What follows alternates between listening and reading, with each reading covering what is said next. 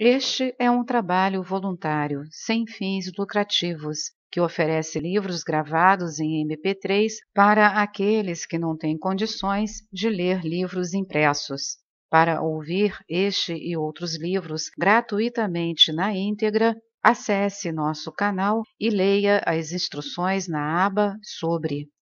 Este livro foi gravado para o uso exclusivo da pessoa com deficiência visual, não podendo ser comercializado de acordo com a Lei nº 9.610, de 19 de fevereiro de 1998. Quando afirmei que ninguém pode declarar que conhece a cura do câncer de mama, estava dizendo apenas meia-verdade. Se uma paciente conseguisse promover o processo de cura de dentro para fora, essa seria a cura do câncer. Casos de cura semelhantes ao de Chitra surgem quando internamente se opera uma mudança radical, afastando-se o medo e a dúvida junto com a doença. Mas o local exato dessa mudança leva a profundos mistérios. Ele desafia a sabedoria médica a responder até a pergunta básica: a mudança ocorreu na mente de Chitra, em seu corpo ou em ambos? Para descobrir isso, a medicina ocidental começou recentemente a se afastar das drogas e da cirurgia, que são o apoio principal da clínica médica, em direção ao campo mais amorfo e geralmente desconcertante, conhecido como, abre aspas, terapia do corpo e da mente, fecha aspas. Esse movimento foi quase forçado, porque a velha confiança apenas no corpo físico começou a se desagregar. A medicina do corpo e da mente deixa muitos médicos extremamente intranquilos. Consideram-na mais um conceito do que um campo verdadeiro. Se puder escolher entre a nova ideia e a química familiar, um médico dará preferência à segunda. Penicilina, digitálicos, aspirina e Valium não exigem nenhum conceito novo do paciente ou do médico para fazer efeito. O problema surge quando a química não atua. Levantamentos recentes na Inglaterra e nos Estados Unidos demonstraram que aproximadamente 80% dos pacientes sentem que sua queixa principal, a razão que os levou ao médico, não fora satisfatoriamente atendida ao deixarem o consultório.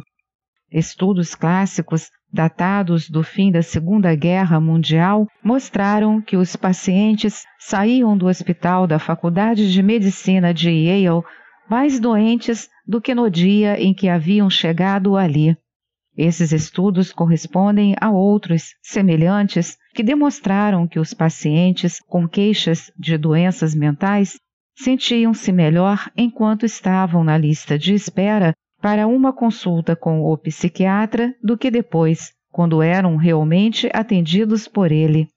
Portanto, este não é o caso da simples troca de um médico que trata do corpo por um que trata da mente. Diante disso, uma cura miraculosa simplesmente reforça a necessidade de reexame dos conceitos básicos da medicina. O raciocínio lógico da medicina atual pode impressionar ou pelo menos bastar quando receitamos penicilina para curar uma infecção, mas a natureza dessa lógica é capaz de inspirar medo. Muitos médicos ficaram maravilhados ao testemunhar curas como a de Chitra, sem nenhuma pista para explicá-las. O termo comum para elas é recuperação espontânea, rótulo conveniente, mas pouco esclarecedor, além do fato de o paciente ter sarado por si. As recuperações espontâneas são muito raras. Uma pesquisa em 1985 calculou que ocorrem na média de 1 em 20.000 casos diagnosticados de câncer. Alguns especialistas acreditam que são ainda mais raras, menos de 10 em 1 milhão, mas ninguém sabe ao certo. Recentemente, passei várias horas da noite conversando com um oncologista ou especialista em câncer do Oriente Médio, que trata de milhares de pacientes por ano.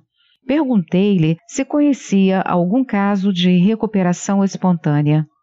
Sinto-me pouco à vontade com esse termo, ele respondeu, dando de ombros.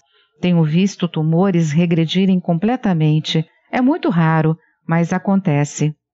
Às vezes, tais recuperações ocorriam apenas por si mesmas? Ele admitiu que isso acontecia ocasionalmente. Pensou por um momento e declarou que, pelo que se sabe, certos tipos de melanoma, um câncer de pele extremamente letal que mata com muita rapidez, desaparecem por si mesmos, mas não sabia explicar como isso acontecia. Não paro para pensar nesses raros incidentes, disse ele. O tratamento do câncer é uma questão de estatística. Obedecemos a números. Uma enorme maioria de pacientes reage a certas linhas de tratamentos e não há tempo para pensar na minoria infinitesimal que sara por alguma razão desconhecida. Além disso, sabemos por experiência que muitas dessas recuperações são apenas temporárias. Ele achava que as recuperações completas ocorriam numa proporção de menos de 1 caso por milhão. Respondeu-me que não eram tão raras assim. Não desejaria, então, como cientista, descobrir o mecanismo que existe por trás delas, mesmo que ocorresse apenas 1 caso em 1 milhão ou em 10 milhões? Ele novamente deu de ombros. É claro que deve haver um mecanismo por trás delas, admitiu, mas não estabeleci minha clínica para cuidar disso. Deixe-me dar-lhe um exemplo. 8 anos atrás, um homem me procurou queixando-se de uma tosse que doía no peito. Fizemos algumas radiografias e descobrimos que tinha um grande tumor entre os pulmões. Ele foi internado no hospital. Tiramos material para a biópsia e o diagnóstico do patologista foi de um carcinoma extremamente mortal, de crescimento rápido e muito maligno. Avisei meu paciente, prosseguiu ele, de que o submeteríamos imediatamente a uma cirurgia para aliviar a pressão criada por seu tumor e depois o trataríamos com radiações e quimioterapia. Ele ficou profundamente aborrecido com a ideia do tratamento e recusou. 8 anos depois, um homem veio me procurar com um nódulo linfático muito inchado no pescoço. Tirei uma amostra para biópsia, que revelou tratar-se de um carcinoma do mesmo tipo encontrado no pulmão de meu antigo cliente. Foi quando percebi que se tratava do mesmo homem. Examinamos seu peito com raio-x. O médico continuou a relatar, e não havia o menor traço de câncer no pulmão. Normalmente, 99,99% dos pacientes sem tratamento teriam morrido num prazo de 6 meses. Cerca de 90% não teria sobrevivido 5 anos, mesmo com o máximo de terapia. Perguntei-lhe como tratara o câncer anterior, e ele me disse que não tinha feito nada, apenas decidira que não ia se deixar morrer de câncer. E talvez ele recuse novamente o tratamento para esse segundo câncer. Por definição, a medicina científica lida com resultados previsíveis. Ainda assim, sempre que surge um caso de recuperação espontânea, seu comportamento é totalmente imprevisível. Esses casos podem ocorrer sem a presença de uma terapia, ou podem ser acompanhados pelo tratamento convencional do câncer. Dentre as muitas alternativas referentes ao câncer que hoje existem nos Estados Unidos, cada qual com mérito próprio, nenhuma provou recuperações espontâneas melhor que o tratamento padrão de radiação e quimioterapia, nem que seu efeito seja pior. Tampouco parece influenciar o estágio que a doença já atingiu. Tanto os pequenos tumores como os grandes e extremamente malignos podem desaparecer virtualmente da noite para o dia. Como são casos muito raros e que ocorrem ao sabor da sorte, as recuperações espontâneas vêm nos ensinando muito pouco sobre a causa do câncer e o modo como acontece uma cura, abre aspas, impossível, fecha aspas. Parece razoável supor que o corpo está constantemente em luta contra o câncer e que vence a imensa maioria das batalhas. Muitos tipos de câncer podem ser induzidos em tubos de ensaio ou em animais de laboratório com o uso de substâncias tóxicas, carcinógenas, dietas ricas em gordura, radiações, estresse excessivo e vários tipos de vírus, entre outras coisas. Como vivemos submetidos a todas essas condições em grau elevado, elas devem causar dano a nosso organismo. Sabe-se que o DNA se deteriora em tais condições, mas ele é capaz de se recompor ou distinguir a matéria perigosa, livrando-se dela.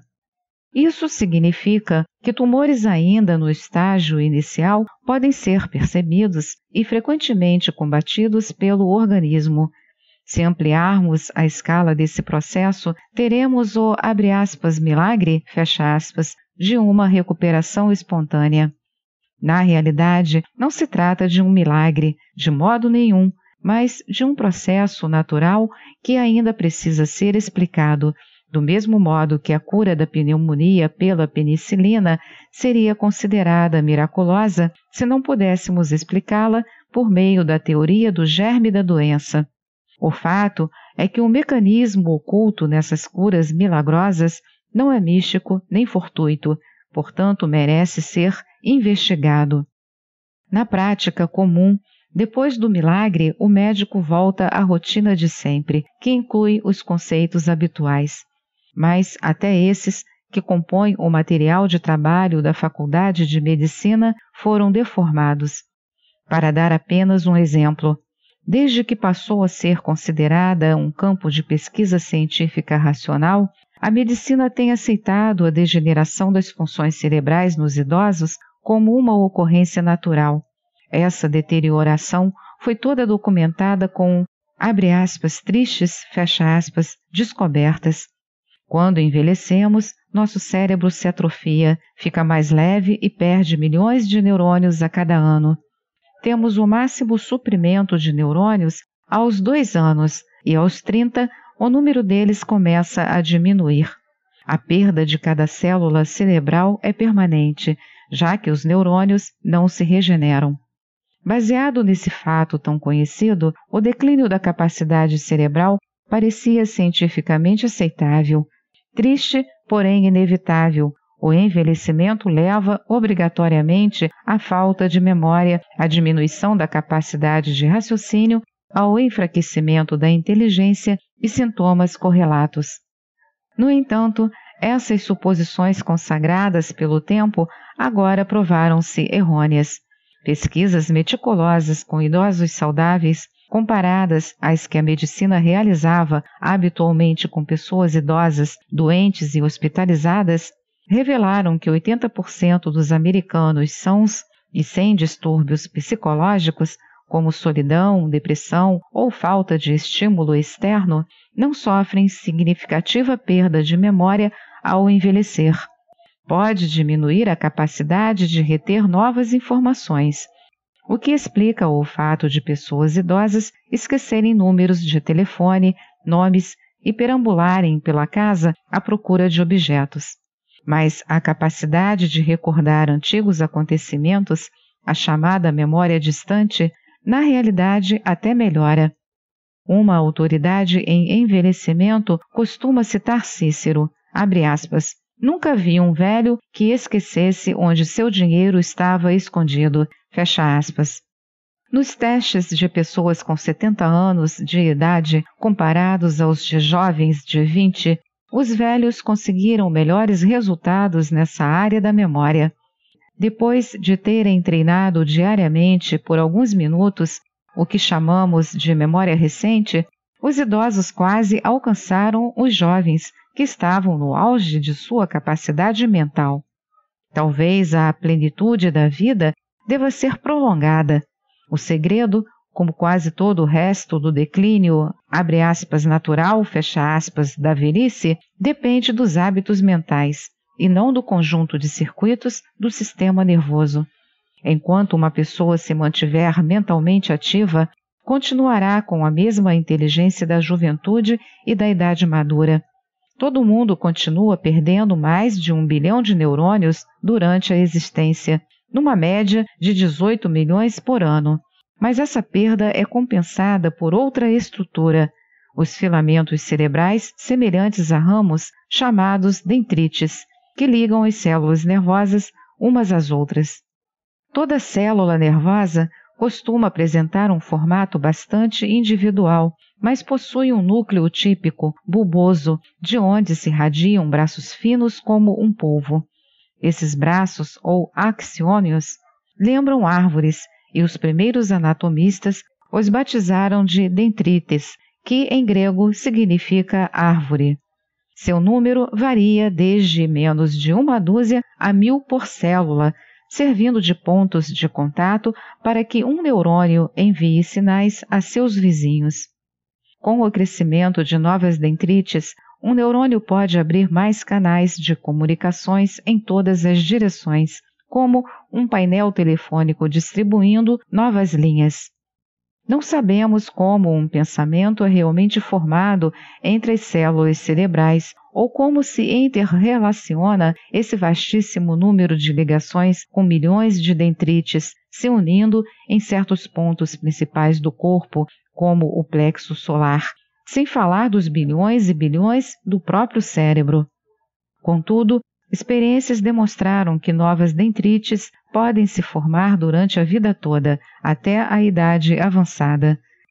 A opinião geral é de que esse novo crescimento nos proporciona a estrutura física para que a função cerebral não diminua. A senilidade não é fisicamente normal em um cérebro saudável. Uma rica multiplicação de dendrites pode até ser a causa oculta da sabedoria crescente na velhice, uma época em que a vida é cada vez mais encarada em sua totalidade, ou, em outras palavras, fica mais interligada, assim como as células nervosas se interligam através das novas dendrites. Esse exemplo demonstra como a medicina pode estar radicalmente errada ao insistir em que a matéria seja superior à mente.